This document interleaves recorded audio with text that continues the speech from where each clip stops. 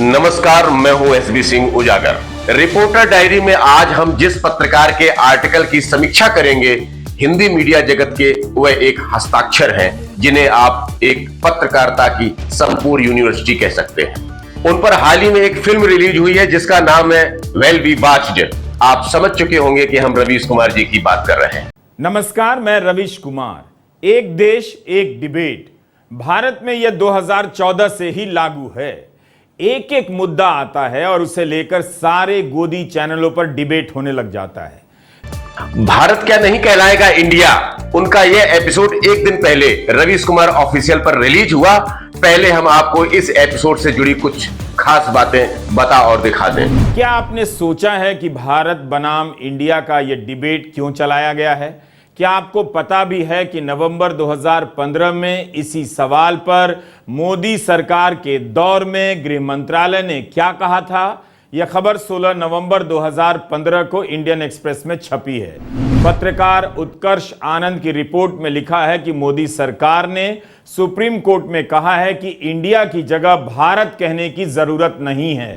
अभी ऐसा कुछ भी नहीं हुआ है कि संविधान के आर्टिकल 1 को बदला जाए जो कहता है कि India that is Bharat shall be a union of states. इस एपिसोड में रवीश कुमार ने यह बताया कि जो सरकार एक समय में भारत नाम का विरोध कर चुकी है, उसे आखिर अचानक भारत में स्वराष्ट्र और इंडिया नाम में गुलामी की बू कैसे आने लगी, वह भी ऐसे समय में जब देश में G20 सम्मेलन होने जा रहा है और पूरी दुनिया की निगाहें भारत पर टिकी हुई हैं। इसी भाजपा ने यूपी में कैसे मुलायम सरकार द्वारा लाए गए प्रस्ताव भारत दैट इज इंडिया का कभी विरोध किया था? बताइए, खुद इस प्रस्ताव को ठुकरा चुका है गृह मंत्रालय, वो भी मोदी सरकार के दौर में 2015 में।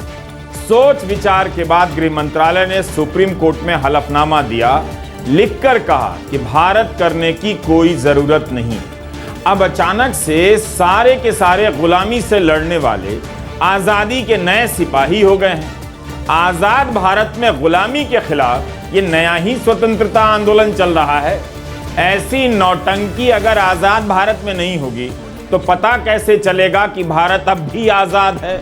रवीश कुमार ने पूछा कि क्या नोटों पर छपा reserve bank of India reserve bank of Bharat लिखा जाएगा और इसके लिए क्या नए नोट छापे जाएंगे?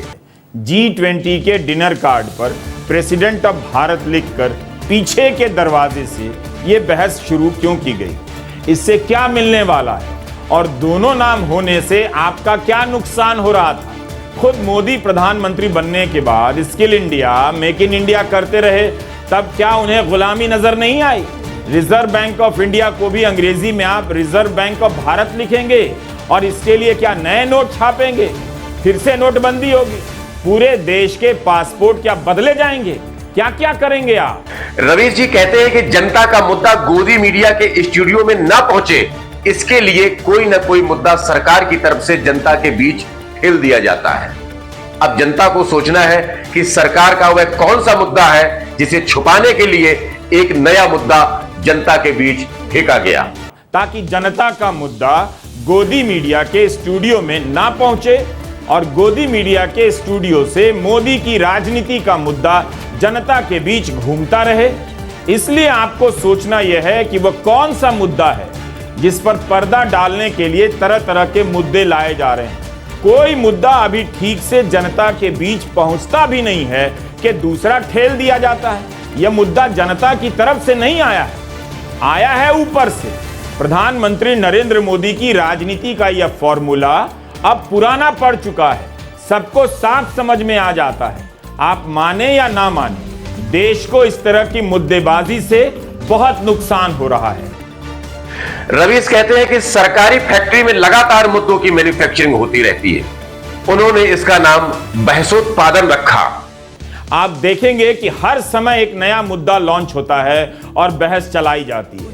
इसका नाम हमने बहसोत्पादन रखा है।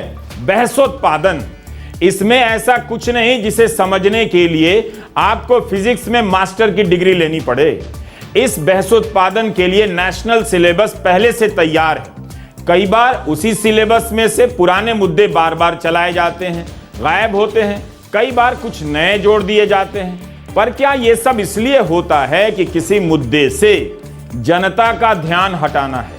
रवीश कुमार ने संभावना व्यक्त करते हुए कहा कि मिंट समेत दुनिया के बड़े अखबारों में अडानी को लेकर जो खबरें छपी हैं, G20 के दौरान कहीं ये खबरें बहस का मुद्दा ना बन जाए, इसलिए भारत बनाम इंडिया की एक बड़ी खबर चला दी गई है। हमारे पास ठोस कारण तो नहीं है, मगर क्या यह खबर वजह हो सकती है कि G20 के पहले दुनिया के बड़े अखबारों में अडानी की खबर छपी थी और आज भी लाइव मिंट में एक खबर छपी है, तो कैसे इस खबर को बहस की आंधी से उड़ा दी जाए? वरुण सूद, पवन बुरुगुला की यह रिपोर्ट हिंदी के अखबार 7 जन्म में नहीं छाप पाएंगे।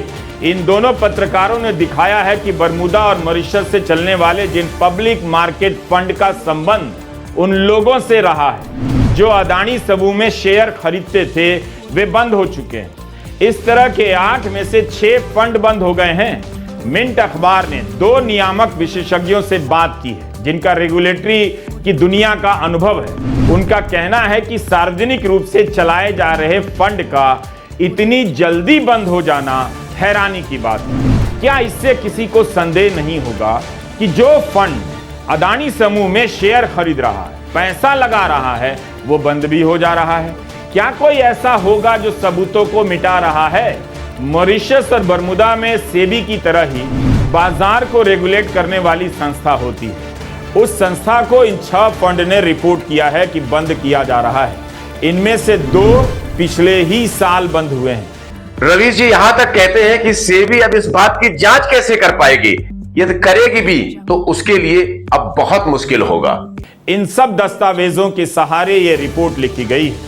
इस रिपोर्ट का निष्कर्ष यह है कि सेबी अब कैसे जांच कर पाएगी।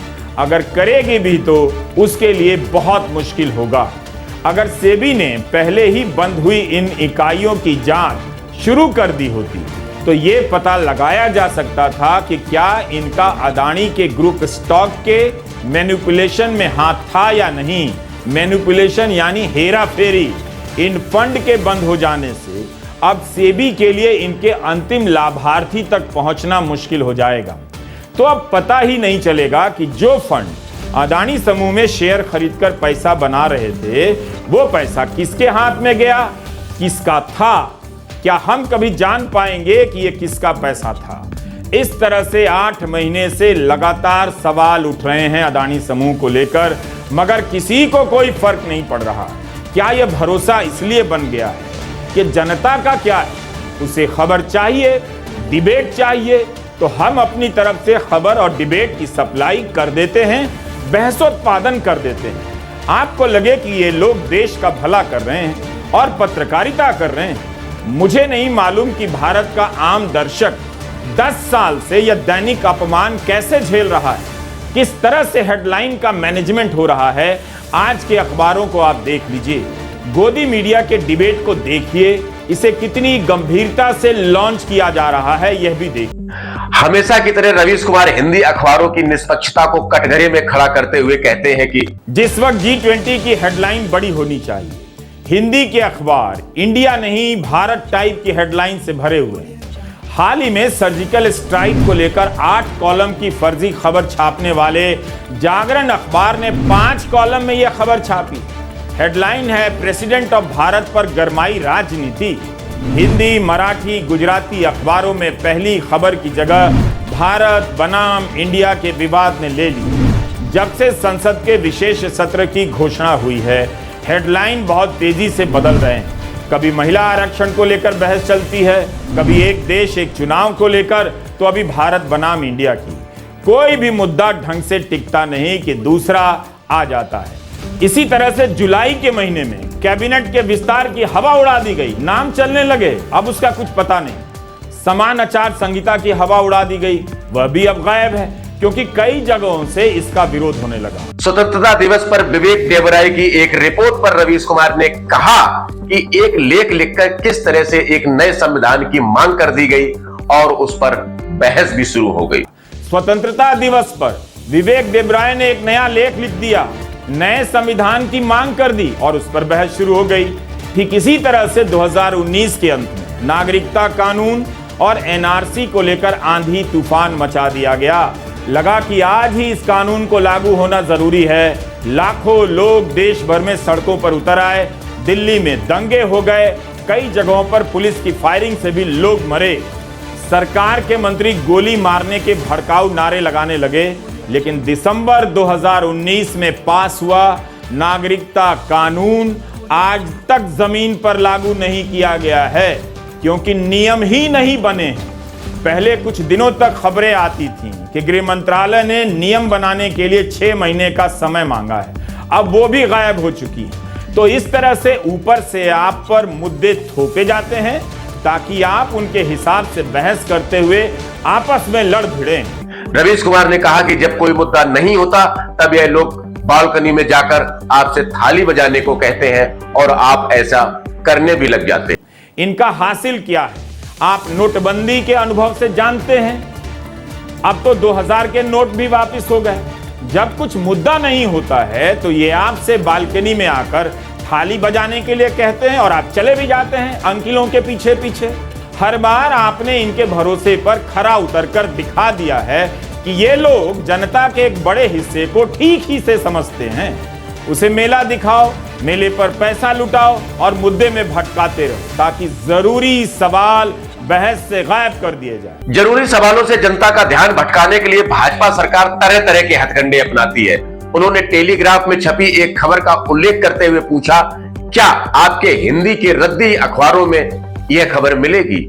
अब हम टेलीग्राफ की खबर का जिक्र करना चाहते हैं और आपसे पूछना चाहते हैं कि क्या यही खबर आपके हिंदी के रद्दी अखबारों में मिलेगी, जिन्हें आप न जाने कितने साल से पैसे देकर पढ़ते जा रहे हैं। और आपकी आलस की ये हद है कि आप एक ही रद्दी अखबार कई साल से पढ़ते चले आ रहे हैं। ना तो बंद करते हैं ना बदलते हैं। बंद भी कीजिए और बदला भी कीजिए। आखिर आप हिंदी के एक ही रद्दी अखबार को दशकों से कैसे पढ़ सकते हैं? घर से बाहर निकालकर फेंकिए आज। टेलीग्राफ अखबार की ये हेडलाइन देखिए, इसका कितना मतलब निकलता है। राजा हरिश्चंद्र की ईमानदारी और त्याग के रूपक का इस्तेमाल किया गया है आज के ताकतवर लोगों की पोल खोल देने के लिए। हेडलाइन है, हरिश्चंद्र के मस्त मौला अच्छे दोस्त। वकील हरीश साल्वे की रविवार को लंदन में तीसरी शादी हुई। इस शादी में भारत परित्यागी ललित मोदी जैसा एक शख्स नजर आ रहा है। हरीश साल्वे भारत के पूर्व सॉलिसिटर जनरल हैं और हाल ही में वन नेशन वन इलेक्शन पर जो कमेटी बनी है उसके सदस्य हैं। लंदन में ललित मोदी का मुकदमा लड़ चुके हैं। जो वीडियो वायरल हुआ है उसमें ललित मोदी सा शख्स खूब मौज ले रहा है। इसी ललित मोदी का हवाला देते हुए राहुल गांधी ने जब बयान दिया उनकी सदस्यता चली गई और इस ललित मोदी के ऐश का वीडियो देखकर देश की जनता चुप हो गई, क्योंकि उसके लिए धर्म पर गौरव के नए टॉपिक टपका दिए जाते हैं। वैसे ललित मोदी ने राहुल के बयान पर लंदन के कोर्ट में मुकदमा करने की घोषणा तो की थी। मुकदमा हुआ या नहीं पता नहीं, टेलीग्राफ ने लिखा है। टेलीग्राफ ने हरीश साल्वे की प्रतिक्रिया भी ली है। उन्होंने इन आलोचनाओं को फालतू बताया है। यह भी कहा है कि ललित मोदी और मोइन कुरैशी को भगौड़ा नहीं कहा जा सकता। साल्वे ने कहा कि कुरैशी भारत में रहते हैं और लंदन आने की अनुमति है। मैं अपनी दोस्ती किसी से छिपाता नहीं। ललित मोदी पर भारतीय क्रिकेट बोर्ड ने आजीवन बैन लगाया है। जब यह बैन लगा था तब भारतीय क्रिकेट कंट्रोल बोर्ड की अनुशासन समिति में अरुण जेटली मेंबर थे।